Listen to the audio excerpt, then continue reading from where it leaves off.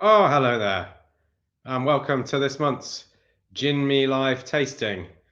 This month we are tasting February's drop, which is, of course, Gin. Super excited to be tasting it. I've already poured myself gin and tonic to wet the whistle. Now, joining me on this journey of exploration around Gin will be, first of all, co-founder of Whisky Me, Tom Ask. Hey, Tom. Hey, how are you doing? Good. How are you? I'm pretty good. Yeah, not bad. Can't complain. Looking forward to this. Excellent. Tom's going to be mixing up a drink. I don't actually know what you're making yet, but I'm excited to hear Do you about want that. me to tell you, or do you want me to keep it a secret? Let's keep it a secret. I think, let's really kind of hold the suspense there. Fair enough. And then, because neither Tom nor I are experts in gin, we've also got Dougal Barr from Douglas Lang, who is the Hey, Dougal, who is the ambassador for Douglas Lang Spirits, and including gin. How you doing, Dougal? Yeah, good. Thank you, Tristan. Hi, Tom, as well. Hello, mate. You all right? Yeah, good, guys. Thank you for having me on to talk about it. So, No, you're welcome. Yeah. So we had you on. We were just talking about this before we went live. We had you on to talk about Timorous Beastie, wasn't it? No, was it? Yeah. I think it was. Yeah, I think it would have been, wouldn't it? we did Big Pete as well. I think we did. Yeah. Oh yeah, Big Pete as well. Yeah, right. yeah. But that was Whisky Me. That was some time ago. So it's good to have you now transitioning over to gin with us. Yeah, it's nice. Whiskey certainly my primary, whereas gin's more of a passion, which is like the fun bit for me is to talk about something a bit different, which is always good. Yeah. Good stuff. All right. Well, I guess maybe it'd be good to begin with a bit of a primer on gin. We've obviously shared some information with our members about it, but maybe if you want to start from the beginning, because it's a French gin, Yes. Correct?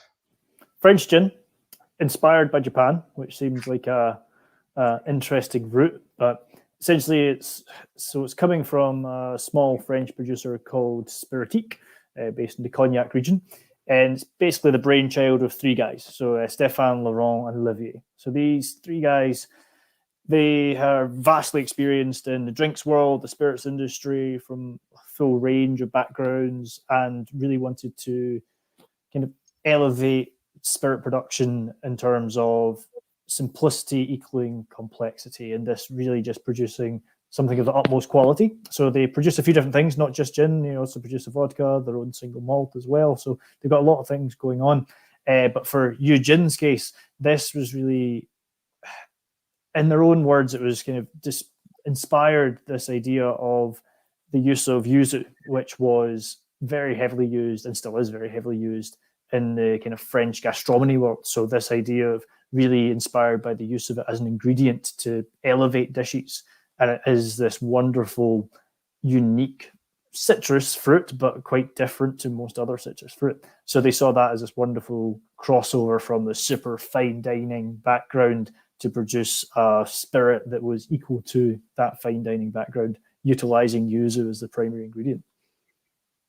And so is your understanding of it that yuzu came first, and then as a result of it being a fruit that's quite strongly connected with Japan, the inspiration for sort of the Japanese theming and all of that kind of Zen minimalism, is it wabi sabi and all that kind of stuff? Did that come after that? And yuzu first, and then Japan second? Yeah, I think certainly coming from the gastronomique section and that side of production, the yuzu as an ingredient was already there. So therefore, yes, the kind of journey would go through to like this Zen garden feeling. I've got a bottle in front of me, which is this beautiful Japanese Zen garden inspiration. So certainly the flavoring was inspired by Japan, which led to the inspiration for the bottle design and the entire ethos. But always kind of primary to it was this idea of kind of simplifying it all down in a lot of sort of top restaurants, the same way you would, like a lot of super premium ingredients producing something unbelievable. You don't need 25, 30 different botanicals to produce something really complex and interesting. Yeah, and it's only 4 botanicals, right? So officially, I guess you count it, 4 botanicals plus juniper. So it's technically 5 ingredients, if you like. Right, okay. Cool. And they are yuzu, there's Sichuan pepper in there, correct? Yeah, so we're yuzu, Sichuan pepper, juniper, of course, coriander, and licorice. So coriander and licorice, right. So, because that in and of itself is quite bold, isn't it? I think these days with the number of gins on the market, it's tempting for new producers to just kind of go, right, let's throw as many weird and wonderful things at this as we can. And of course, you know, Tom and I, backgrounds in cocktail bartending, we're quite aware that sometimes, you know, less is more when it comes to mixing drinks. You can, and sometimes, you know, there's a greater effect of complexity in using less. So I'm always interested in gins where it's sort of like 3, 4, 5 botanicals. I think they tried again. That simplicity element. They really tried to strip it back and say, what do people look for in a classic gin and tonic? They want it to be super clean, super refreshing. What does that equal flavor profile wise? Well, it uses a wonderfully citric, fragrant, really bright and fresh base ingredient or main characteristic, if you like. So they kind of drew it all back to be like, what is a gin and tonic? It should be refreshing, blast, and that's really where they end up here. So I think that also helps with, you know, the people that are actually drinking it and buying it as well, right? Because obviously, you know, the more complex, the more ingredients, the more to talk about, the more to understand, the, you know, potentially more of a minefield that spirit is, right? And I think, you know, it's like cooking, isn't it? If you add 15, 20 different ingredients into a dish, it can become incredibly difficult to distinguish between those ingredients. Now, it might taste good. There's no question it might taste good, but I think where we are, I guess, you know, with Gin Me, trying to break barriers down and help people understand what gin is. You know, when you have a gin with fewer botanicals, it should, in theory, be an easier process, right? Talking about less flavors, less ingredients, but more prominent ones. Would you agree with that? Yeah, I think the overall point is to make sure in any drink it's nothing to overwhelm the other, especially in both in cocktails and in just pure spirit talk. You want something to be super balanced without being gone one way or the other. You want something really nicely rounded as a flavor profile. And this is kind of where this fits in. It's kind of taking these 4 or 5 elements that are just really nice complementary pieces and producing something with this,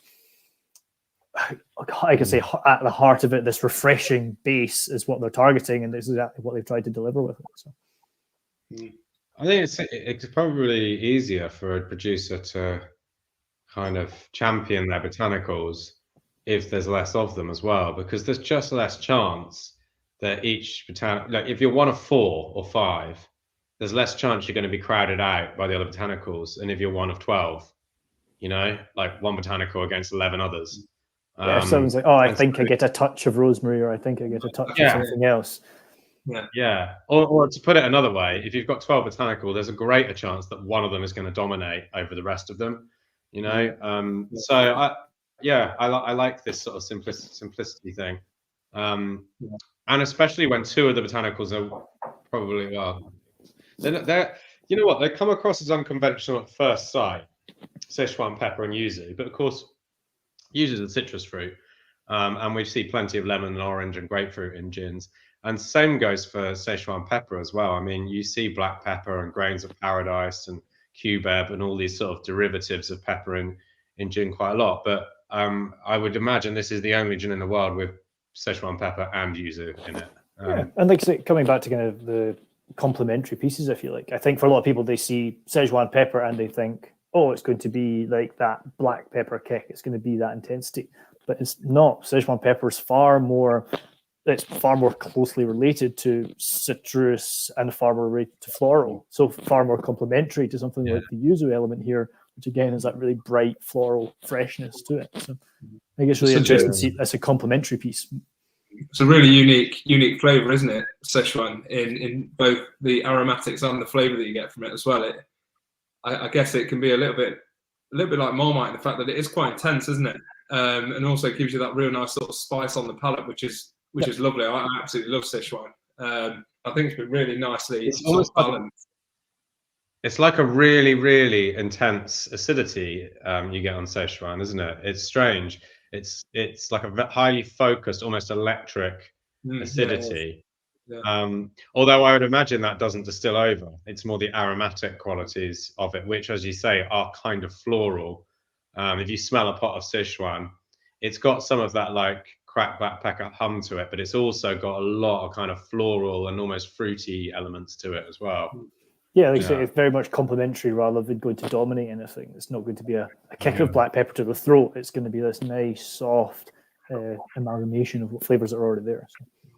Given the flavors and the ingredients, obviously it'd be natural to sort of, or at least my natural assumption is leaning towards the sort of compatibility with food, right? And in particular, obviously, maybe it's just my mind, being a bit biased towards Japanese flavors, the cleanliness of certain dishes within, Japanese cuisine. Is that something that, as a liquid that was, in mind at any point as it was being developed, as far as, how could we, how should or how do we think this could be consumed, Is it something that is designed to be drank around a table, during a meal? Is it something that is for a martini? Obviously, the gin and tonic springs to mind, but I mean, what would you think in terms of, what was the thought process? I think, again, I'm sure yourselves will appreciate it. It's as your core spirit ingredient within a cocktail and things like that. It can go in lots of different directions. There's a lot of different elements to the gin itself. I like going kind of.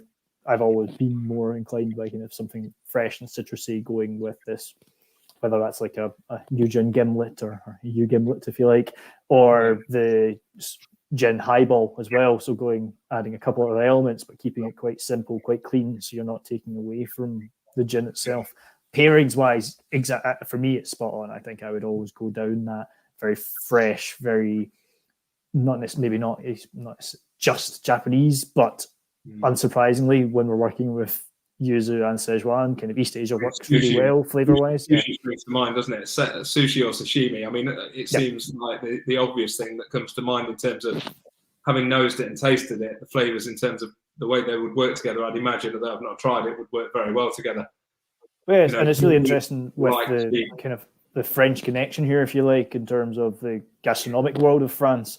Like yuzu is an amazing ingredient to work with and why chefs love working with it is it keeps its fragrant, real bright flavors all the way through very high temperature cooking. So you can do a lot with it in the food world as an ingredient that's not going to be lost. It's not going to disappear. And so it ties nicely back in with the gin production of it as well. So you're never going to see it dim as a flavor. It's always going to stand really bright in the actual drink itself. So it stays through cocktails, it stays through food. It's always really complementary. What's the just one other thing, because obviously the bottle itself is quite striking. I'm personally a massive fan of the sort of minimalist details generally in design and whatever it might be. But is there a sort of a side of the general story and I guess concept behind the brand? Is there any story behind the actual design itself on the bottle, in terms of the sort of line, the symmetry of it, or anything like that? Or not necessarily to do with the actual symmetry of the bottle, but it all ties back to this idea. One, their base goal was to produce this refreshing gin. So what is more refreshing than water? So this idea of the flowing around the bottle, of that nice consistent line. And then that obviously ties fully into the entire Zen culture in Japan, of a Zen garden with that water element in there. So it's all just about matching up with that original ethos of it's refreshing, it's clean. What better than that than water leading through this Zen garden, kind of brush sand, rake in the sand look that is incredibly popular in Japan. It's a really satisfying bottle to look at. I'm a sucker for a good design bottle as well. Yeah. And it's a good point, it just reminded me that it is very much that, isn't it? I watched a program recently on Japan, and there was the sand raking within the program, the sort of symmetrical sand raking. It's exactly like that, isn't it? The bottle design on the outside. I don't know the cultural sort of relevance of it, but I remember seeing it and thinking, wow, that's pretty spectacular. Yes, it's all that meditative element to it is there, and like I say, I think they've done an amazing job of just capturing that in a really. In the grand scheme of things, it is quite a simple bottle in terms of the you're just doing your swirling around it, if you like, but it captures exactly the whole essence of what they try to do with the bottling itself. So. Just last question that I've got. Sorry, and I'm asking a lot of questions. I hope you don't mind. But the last question that I've got, because obviously, one of the biggest, I guess, purposes of us doing these online tastings is to introduce the liquid to our members, to look at, hopefully have people discover new liquids and things that they enjoy, which would be, the sort of the big thing for us. But also, look at ways of drinking it. And obviously the biggest way, or one of the biggest ways that gin is consumed is in the gin and tonic, which is, I would suggest or think that is the way that a lot of people would consume it at home. Given the amount of different flavored tonics and mixers that are out there at the moment that are available all over the place, is there a specific one that you would think, and it doesn't have to be a tonic, it could be a mixer, it could be ginger beer or ginger ale or bitter lemon. Is there anything particular that you personally think would work especially well with it that is available in a local supermarket? Personally, I do think kind of classic, quite dry tonic, I think, is the way to go. I don't think sweet would work as well here. I think I do like that kind of, again, keeping that clean, crisp freshness, like the front of the palate is where I would go with it. In terms of mixer wise, I don't know if I'd quite go something like a bitter lemon might dominate too much within the liquid, but I'd certainly say kind of, if we're staying on the key message here, it's simplicity. It's how do you keep that super simple, super clean to execute, and it's that kind of classic dry, simple serve almost.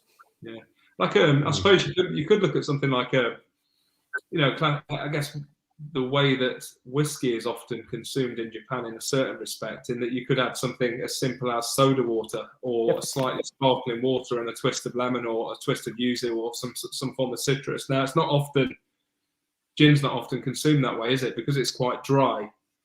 You don't get, I guess, the slight sweetness that you often get with whiskey. But that said, it would create a really clean, fresh drink. I think it's equally with the highball. You can always, again, add your next twist on top of it as well. So whether that's like a peach syrup, apricot syrup, something like a orchard stone fruit would work really, really well. It's like a complementary piece, just again, keeping it super easy and simple in terms of execution, but can just elevate the drink overall with a different flavor profile in there. Because we're only working with 4 or 5 flavors, you can adapt them a little bit. So yeah, certainly like I'm trying to think of peach soda highball, something like that would work really, really well. You could also do infused. I've got one of my favorite things in the world is my soda stream, which I absolutely love. But things like flavored carbonated waters with tea, for example, or things that are going to add a certain element of flavor to it. Something as simple as that, right? A nice lightly brewed, lightly brewed tea, carbonated, and then served long with the gin could work quite nicely as well. I'm just thinking really aloud. I think there's quite a lot of directions you can go with it. I think it's not overly complicated in terms of how many botanicals they're using, but the overall flavors in there are really, really adaptable in lots of different ways. Probably also a good chance to mention the kind of the next project for the group are they're producing a non-alcoholic version of their gin, so it's probably so that's kind of in production at the moment and will be available in the market soon. But get one following on with this desire for a different option for the non-alcohol drinkers amongst us now, and again keeping that same profile, but it's almost a little bit more concentrated than the gin because of the no alcohol element in there. So certainly they're definitely forward thinking in what they're doing with it and planning it out. But that's the next step is coming. So is the design and the look and feel going to be exactly the same or very similar to the current one, or are they going to move away? So still, I would say a tweak of what they already have is generally the direction the guys are going. So certainly the overall bottle design itself is going to stay very consistent, but there's some tweaks to the label and things like that. So. Great. Good stuff. I think just going back to a couple of things you guys are saying, I think tea is probably a good shout but yuzu is not a million miles from bergamot, and obviously bergamot's used in Earl Grey tea.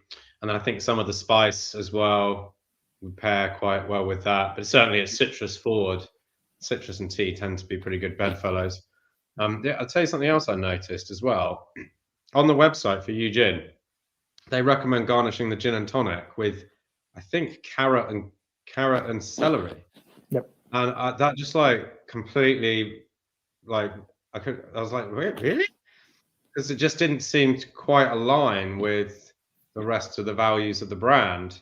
Like, I mean, I don't want to sort of be crass, but you know, I've got all this beautiful minimalist sort of design and the taste and the florality, citrus, and then it's like, well, we recommend you put a root vegetable in there. It's quite contrasting. Can you speak to that at all, Dougal? What the kind of thought process that is? I think they're always trying to look for that element of flavor combination, if you like, and in terms of complementary flavors, you've already got that quite peppery, quite your combination of your Szechuan pepper, your coriander, that kind of peppery background. So your complementary garnish with your celery, and then and maybe this is me and me talking in terms of, and I'm happy to be called on it. But if you have that real fresh carrot, that crunch, that bite, that kind of refreshing element to a carrot potentially, that balancing between the two within that gin, I'm welcome to be called on it. But I think I understand exactly the direction the guys are going, because again, you're thinking they are seeing it, they've seen it develop from that gastronomy background. You're going to pick out things that are complementary to the overall flavor profile they've created. I think if there was a drink years ago that I forget what was in it now, but I did a nicely sort of with a vegetable peeler, just peeled some celery, sort of ribbon of celery, so you get the aromatic as opposed to the flavour coming through. I think that would work quite nice, not quite stripped back and simple, as opposed to, let's say, garnishing it like garnishing Bloody Mary. That's not what they recommend. They literally put a whole carrot in there. It's quite remarkable. I would say this can work quite well as a twist into a Bloody Mary as well. So certainly that there you go, works. Red Snapper. Sweet, sort of thing you'd leave out on Christmas Eve.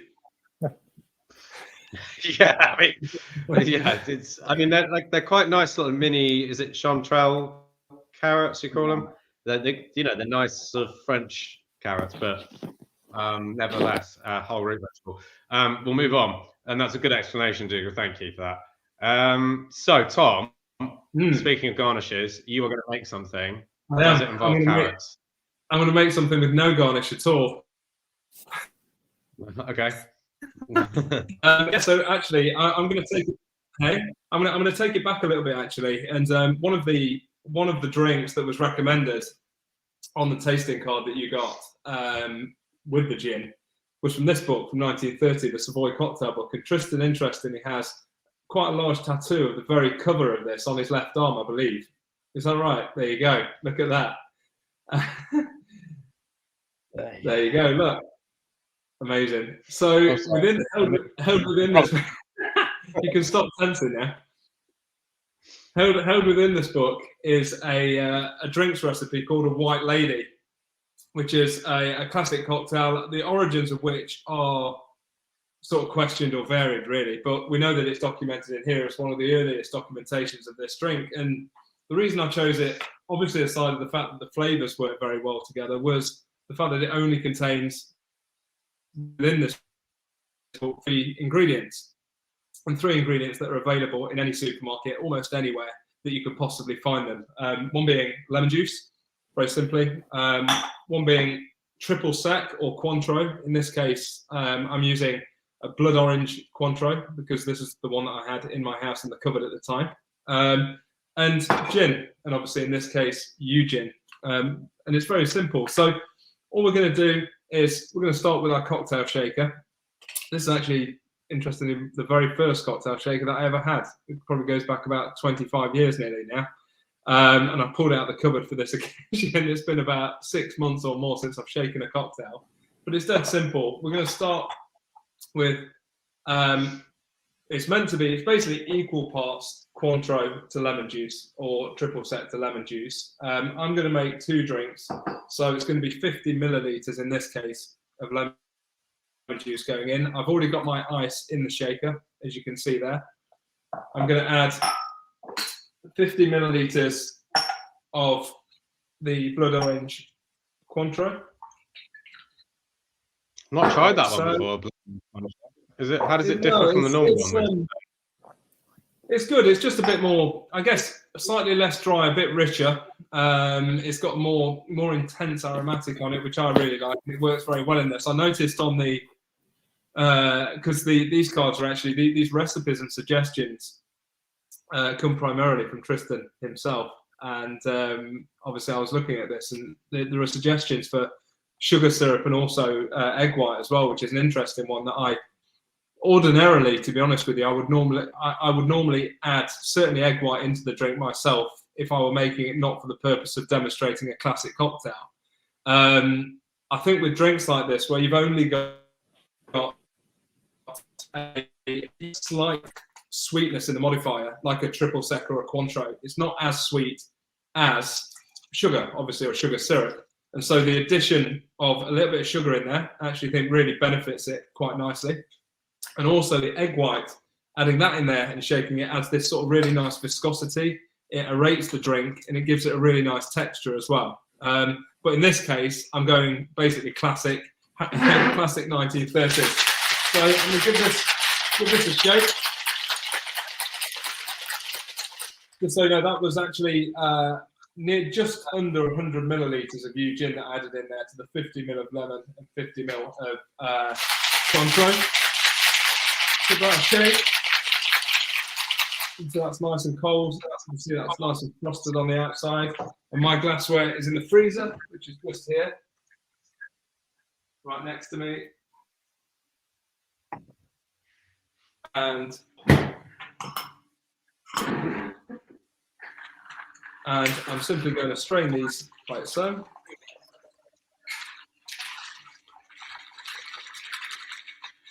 Into these nice cubes. I'm going to save the garnish. If you wanted a garnish, Tristan and I talked about this a couple of times on these tastings. I believe Tristan's not a fan of any garnish at all in drinks, certainly not drinks in coupes or martinis. Oh, martinis. Yeah, martinis. I mean martinis. Just in the martini? Yeah. Okay. Well, in this case, personally, I wouldn't go with a garnish. If I was going to go with a garnish, I would twist a little bit of lemon zest over the top of the glass. It doesn't specify a garnish in the Savoy cocktail book. And again, a lot of these drinks are just very simple, 2-3 ingredient drinks like we've talked about, which fits in very nicely with obviously the gin, the simplicity of it.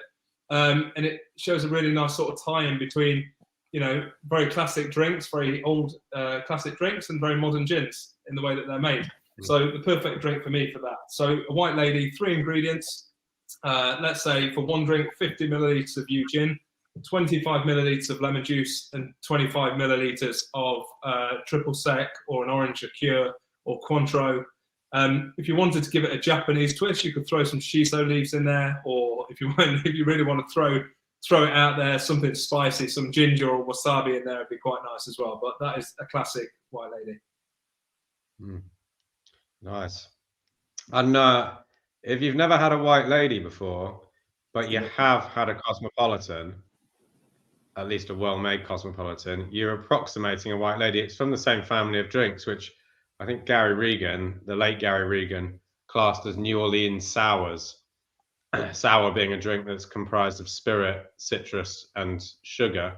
The difference with New Orleans sours is that the sweetener is triple sec, and sugar is optional as well. So you've always got an orange component to it. And so a cosmopolitan is effectively the same drink, but with a little bit of cranberry juice in there as well for color. And a sidecar is the same drink as well, but it's made with cognac instead of gin. And a margarita. And a margarita, of course. Yeah, margarita too. Yeah, so it's all kind of the same deal. But White Lady is, yeah, it's a pretty good one, I think. And of course, the other thing we recommend on the card is if you can get your hands on some yuzu, then why not use a bit of yuzu juice in there as your souring agent? That'd be fun. Yeah, like I said, I think drinks like this. I love drinks like this because they work from a flavour perspective. they're so simple yet so well balanced. You know, the beauty of them, and I think there's a real nice sort of glamorization really of the drinks that were made around that period in the, you know, the early 20th century, where you're talking about 2 or 3 different ingredients to create a drink that is more balanced than 90% of the drinks that you'll find on modern cocktail menus. And so I think the fact that they can be made at home anywhere, you know, you can buy a cocktail shake for $5.99 and you're away to go, basically. And I think it's a great way to be able to make drinks at home that are very simple to make, you know, and you've got guests coming around and things like this as well. You know, I think sometimes you can get away a little bit from the necessity even for things like, and you know, I might get sort of put to the sword on this, but you know, things like shaken. Well, if you wanted to batch that drink in a, you know, in a larger format, in a jug or something like that, or if you wanted to take the basis of that cocktail, those 3 ingredients, and then have it as a long drink with soda, like you said, I think you've got a really nice basis to work from there to create things that suit your flavor profile, or top it with a different mixer. But as a classic cocktail, 3 ingredients, I just think it works so well. So yeah, it's a big favorite of mine. Good stuff. Right, that's great. Well, I think that's a wrap, gents. Appreciate you coming on, Dougal, to talk a bit about your gin.